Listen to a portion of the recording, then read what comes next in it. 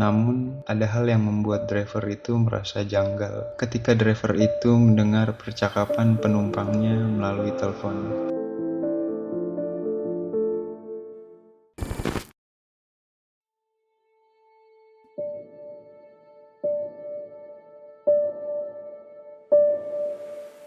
Di suatu sore, di trotoar jalan di bilangan Jakarta Selatan. Sebelum menjelang senja, ada seorang driver ojek online yang tengah menunggu orderannya masuk. Merasa lama menunggu, kemudian driver itu memutuskan untuk merokok. Harapannya, setelah rokok itu habis, paling tidak ada seseorang yang bisa ia antarkan sambil menyeruput kopi khas Starbucks lilin alias Starling yang ia sudah beli sebelumnya. Driver ojek itu duduk di atas motornya, kemudian sesekali melihat handphonenya yang tak kunjung menandakan order. Padahal, menurutnya, ini sudah jamnya orang-orang pulang kerja. Driver itu melamun sambil menghisap rokoknya dalam-dalam, sambil memandangi kemacetan dan janji-janji yang bertebaran di setiap penjuru jalan, alias baliho-baliho partai. Mas pilih siapa tahun ini? Tanya driver ojek online kepada Abang Starling.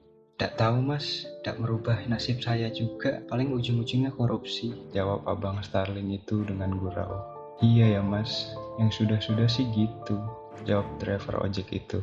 Barangkali ada benarnya juga yang diucapkan Abang Starling. Namun, dosa besar koruptor juga yang kadang membuat kita merasa suci, ucap driver itu dalam hati. Menganggap kegagalan ekonomi adalah imbas dari pengaruh penguasa. Tapi memang sudah jadi pembicaraan yang lumrah. Ketika hidup merasa kalah, pasti selalu ada objek untuk bisa disalahkan. Setelah dinanti-nanti, akhirnya ada bunyi notifikasi dari handphone driver ojek itu. Pertanda ada yang bisa ia bawa pulang hari ini. Mengingat penumpang sebelumnya hanya cukup untuk sekedar beli bensin dan makan di warteg. Berangkatlah driver itu dari duduknya dan segera pergi menjemput penumpangnya. "Mbak Sinta ya?" tanya driver itu. "Iya mas, sebentar ya mas, ada barang saya yang ketinggalan," sautnya sembari buru-buru. Di perjalanan, tidak ada obrolan di luar percakapan selain ia sebagai driver dan wanita itu sebagai penumpangnya, yang mana memang tidak harus. Driver ojek itu juga sudah terlanjur canggung untuk berpikir dan memulai basa-basi. Ditambah melihat wajahnya yang cantik dengan mengenakan hijab bergaya kekiniannya itu. Namun, ada hal yang membuat driver itu merasa janggal ketika driver itu mendengar percakapan penumpangnya melalui telepon. Percakapan yang terdengar samar-samar karena sedang mengendarai motor, ditambah distraksi suara-suara kendaraan lainnya. Dari keheningan antara driver ojek dengan penumpangnya, tiba-tiba handphone penumpangnya bunyi. Kemudian penumpangnya mengangkat panggilan itu dalam kondisi di atas motor. Driver itu tidak mendengar apa yang diucapkan penelpon kepada penumpangnya. Yang ia dengar hanya ucapan dari penumpangnya saja. "Halo sayang, ada apa?" jawab wanita itu dari teleponnya. "Iya, nanti aku foto kalau sudah sampai rumah," jawab lagi sambil sumringah. Mendengar jawaban penumpangnya membuat driver itu berasumsi itu pasti pacarnya, karena mendengar kemesraan dari jawaban penumpangnya itu. Di tengah perjalanan, tiba-tiba handphone wanita itu berdering lagi. Namun kali ini ia tidak angkat. Dalam benak driver kala itu, mungkin memang sengaja, karena memang sedang dalam perjalanan. Handphonenya kembali berdering dan tetap tidak diangkat. Sekitar 20 meter dari driver itu, ada sebuah persimpangan jalan, tepat di mana lampu hijau sudah berganti kuning dan menuju ke merah. Pertanda driver itu harus berhenti atau menambah kecepatan motornya untuk menghindari lampu merah tersebut. Namun, mengingat ia membawa penumpang, driver itu mengurungkan niatnya. Apalagi yang ia bawa adalah seorang perempuan. Di persimpangan itu, untuk 3 kalinya telepon penumpangnya kembali berdering. Kali ini penumpangnya mengangkat telepon itu, berpapasan dengan terhentinya motor di lampu merah. "Halo, ada apa? Ini sebentar lagi aku sampai rumah," jawab wanita itu dengan nada yang agak keras. Driver itu terheran mendengar wanita itu menjawab telepon dengan nada yang agak keras. Padahal sebelumnya mesra sekali, sambil berkata jika sudah sampai rumah akan ia beri kabar dengan sebuah foto. "Kamu emang gak bisa beli sendiri? Aku malas mampir-mampir," jawab wanita itu ketus. "Ya udah, nanti aku mampir." Dalam percakapan tersebut, lagi-lagi driver itu tidak bisa mendengar apa yang diucapkan penelpon kepada penumpangnya. Driver itu mulai mencurigai bahwa yang menelpon penumpangnya itu bukan penelpon yang pertama. Sampai pada telepon itu diakhiri, mereka berdua masih dalam kondisi terhenti di lampu merah. Akhirnya penumpangnya meminta driver ojek itu untuk mampir di sebuah minimarket. "Mas, nanti boleh nggak mampir dulu ke minimarket?" tanya penumpangnya. "Boleh mbak, santai," jawab driver ojek itu. Sampailah driver itu dan penumpangnya di sebuah minimarket. Minimarket yang letaknya tidak jauh dari titik di mana penumpangnya itu tinggal. Sambil menunggu, driver itu memperhatikan seorang pria tua yang menjadi penjaga parkir di minimarket tersebut. Penjaga parkir itu duduk di bangku merah, bangku yang sudah patah, didobel dua supaya bisa digunakan kembali, sambil sesekali melakukan hal-hal yang menyibukkan dirinya dengan ikut masuk dalam obrolan para pedagang di area minimarket tersebut di luar kegiatannya. Rasanya semua yang berkunjung tahu bahwa tempat ini bebas parkir. Kalaupun ada yang menjaga, kemungkinan keberadaannya bisa diprediksi. Muncul ketika orang-orang selesai berbelanja saja, ucap driver itu dalam hati. Tidak lama setelah itu datanglah seorang ibu-ibu yang kelihatannya sudah cukup berumur. Ibu-ibu itu membawa sebuah bungkusan berwarna hitam dan tiba-tiba ikut masuk ke dalam obrolan tukang parkir itu. Ibu-ibu itu kemudian mengeluarkan isi dari bungkusan tersebut yang ternyata adalah sebuah rantang. Para pedagang yang melihat momen itu merasa kagum dan memberikan candaan kepada ibu-ibu tersebut. Romantis banget sih ibu, kayak anak muda lagi. Merasa takjub melihat kemesraan sederhana pada seorang yang usianya tidak lagi muda. Dalam pandangannya, driver itu bergumam, "Ini bukan lagi janji yang ada di setiap 5 tahunan. Lebih daripada itu, ini janji sehidup semati." Karena melihat ibu-ibu itu, ibu-ibu yang ternyata istri dari penjaga parkir. Driver itu terlalu asik memperhatikan romansa yang terlihat di hadapan matanya, sampai-sampai ia tidak sadar dipanggil oleh penumpangnya.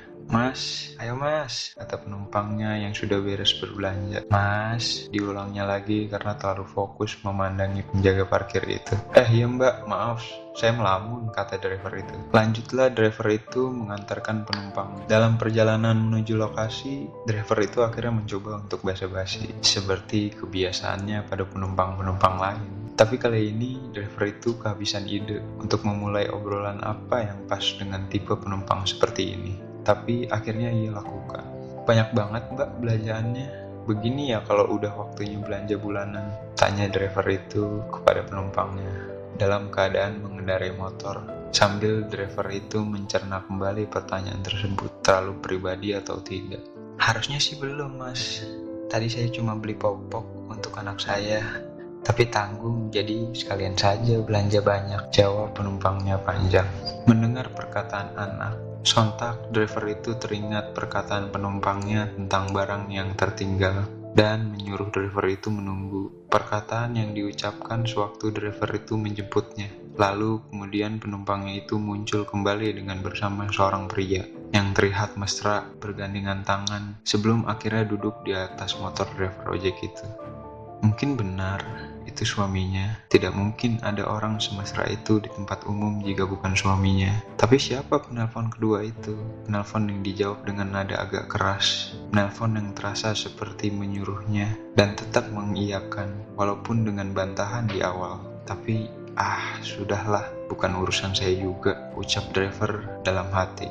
Tidak lama setelah itu, driver itu masuk ke sebuah komplek. Bisa disimpulkan bahwa kawasan ini cukup elit. Dari penjagaannya saja sudah ketat sekali, di mana driver itu diberi sebuah kartu sebagai seorang yang berkunjung dan meninggalkan KTP-nya sebagai jaminan. Berbanding terbalik dengan tempat di mana driver itu tinggal. Posnya saja paling hanya diisi oleh bapak-bapak ronda yang sedang bermain kartu remi, tanpa memperdulikan siapa saja yang lalu lalang dalam kawasan rumahnya itu. "Mas, di depan belok kiri ya, nanti ada rumah warna abu-abu, pagarnya warna hitam," kata penumpangnya yang memberi arahan. Driver itu tidak membalasnya, ia malah bertanya-tanya dalam hatinya.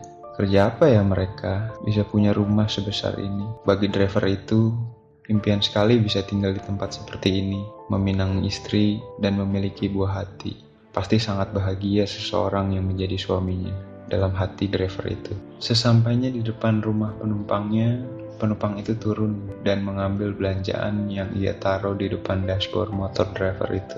Sebelum beranjak pergi meninggalkan rumah penumpangnya, driver itu mendengar suara tangisan anak kecil dari arah dalam rumah penumpangnya. Tangisan yang semakin lama terasa semakin mendekat. Driver ojek online itu tidak lantas langsung segera pergi. Ia memilih menjeda perjalanannya di depan rumah penumpangnya itu untuk sekedar minum, memulihkan dahaganya dari pegalnya berkendara. Di samping itu, penumpangnya masih menunggu di depan pagar, menunggu seseorang yang akan membukakan pagar rumahnya. Tepat pada saat driver itu hendak pergi, terlihat ada tangan yang buru-buru membukakan kunci pagar, yang terlihat dari celah kecil tempat pengunci pagar. Kemudian, seseorang itu sedikit berlari sambil memanggil ke arah driver itu. Mas, tunggu, kata seseorang yang membukakan pagar. Seseorang yang membukakan pagar itu menghampiri driver tersebut dengan tangan kanan yang sedang menggendong anak kecil. Pikir driver itu, pasti ini suaminya. Dengan tidak menyadari bahwa sebelum menjemputnya, ia melihat penumpangnya bersama seorang pria. Yang driver ojek pikir, suaminya juga. Ini buat mas, kata seseorang itu, sambil menyodorkan uang 50.000 kepada driver itu. Terlihat penumpangnya masih berdiri di depan pagar, searah dengan pandangan driver itu. Sudah dibayar tadi mas, jawab driver itu dengan polos, yang menyadari maksud sebenarnya apa. Pandangan driver itu seketika teralihkan, ketika dalam obrolan tersebut nampak penumpangnya memberikan isyarat telunjuk ke arahnya. Telunjuk yang ditempelkan ke bibirnya, dengan raut wajah yang nampak seperti orang ketakutan, seperti ada sesuatu yang tidak ingin terbongkar. Driver itu merasa bingung untuk apa isyarat itu ditujukan kepadanya. Buat tambahan mas, tadi sudah mau nunggu istri saya di minimarket, jawab seseorang yang membukakan pagar itu. Mendengar kalimat istri, driver itu sontak kaget dan seketika teringat kembali momen di mana ia melihat penumpangnya bersama seorang pria pada saat menjemputnya. Driver itu ingat penumpang yang menyuruhnya menunggu karena katanya ada barang yang tertinggal. Lalu kemudian penumpang itu datang kembali dengan seorang pria yang menggandengnya layaknya sepasang kekasih. Driver itu sangat yakin isyarat itu ditujukan kepadanya karena alasan itu. Ya udah mas, saya terima ya mas, jawab driver itu yang ikut cemas karena mengetahui hubungan gelap itu. Driver itu kemudian memaknai isyarat itu. Dalam keadaan panik, kadangkala seseorang tidak lagi menjadi dirinya sendiri, menganggap semuanya bisa saja menjadi ancaman. Dan isyarat jari itu bagian dari upayanya agar tetap merasa aman, sekalipun driver tersebut adalah orang asing.